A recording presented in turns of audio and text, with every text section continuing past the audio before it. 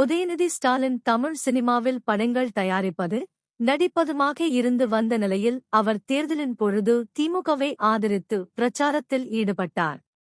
அவருடைய பிரச்சாரம் மக்கள் மத்தியில் மிகப்பெரிய வரவேற்பை பெற்றதால் அவர் தற்போது முழு நேர அரசியலில் இறங்கியுள்ளார். 2019ஆம் ஆண்டு மக்களவைத் தேர்தலின் பொழுது தமிழகம் முழுவதும் சுற்றுப்பயணம் செய்து பரப்புரை மேற்கொண்டார்.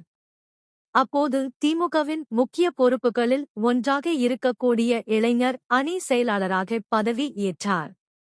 2021 சட்டமன்ற தேர்தலில் சேப்பாக்கம் மற்றும் திருவல்லிக்கேணி தொகுதியில் போட்டியிட்ட நிலையில் வெற்றி பெற்றார். அதன் பிறகு 2022ஆம் ஆண்டு உதயநிதி ஸ்டாலின் இளைஞர் நலன் மற்றும் விளையாட்டுத்துறை அமைச்சராக நியமனம் செய்யப்பட்டார். மக்களவைத் தேர்தலில் திமுக கூட்டணி அனைத்து இடங்களையும் வெற்றி பெற்றது. கடந்த ஆண்டு அக்டோபர் மாதம் உதயநிதிக்கு துணை முதலமைச்சர் பதவி வழங்கப்பட்டது. வெளி மாவட்ட பயணங்களை முதலமைச்சர் மு.க. ஸ்டாலின் குறைத்துக் கொண்ட நிலையில் அவருக்கு பதிலாக துணை முதல்வர் உதயநிதி ஸ்டாலின் பயணம் மேற்கொண்டு ஆய்வுகளை செய்து வருகின்றார். இந்நிலையில் அனைத்து பொது கூட்டங்களிலும் கட்சி நிகழ்வுகளிலும் துணை முதலமைச்சர் உதயநிதி ஸ்டாலின் தவறாமல் கலந்து கொள்கின்றார். இந்நிலையில் மதுரையில் நடந்த திமுக பொதுக்குழு கூட்டத்தில் மேடையில் அமராதது பேசும் பொருளாக மாறியது. உதயநிதி ஸ்டாலினுக்கு கடும் காய்ச்சல் மற்றும் தொடர் இருமல் காரணமாக அவதிப்பட்டு வருவதால் அவரை சில நாட்கள் ஓய்வெடுக்க வேண்டும் என மருத்துவர்கள் அறிவுறுத்தியுள்ளனர்.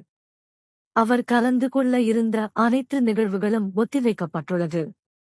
தற்போது கொரோனா பரவல் அதிகரித்து வரும் நிலையில் உதயநிதி ஸ்டாலினுக்கு கொரோனா வைரஸ் பாதிப்பு ஏற்பட்டு இருப்பதாக சமூக வலைதளங்களில் தகவல்கள் பரவி வருகின்றது.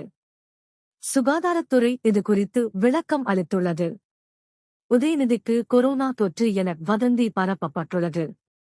அவருக்கு காய்ச்சல் தவிர வேறு எந்த பாதிப்பும் கிடையாது. அவர் தனிமைப்படுத்தப்படவும் இல்லை. காய்ச்சல் காரணமாக மக்களை சந்திக்காமல் இருக்கின்றார் என விளக்கம் தரப்பட்டுள்ளது.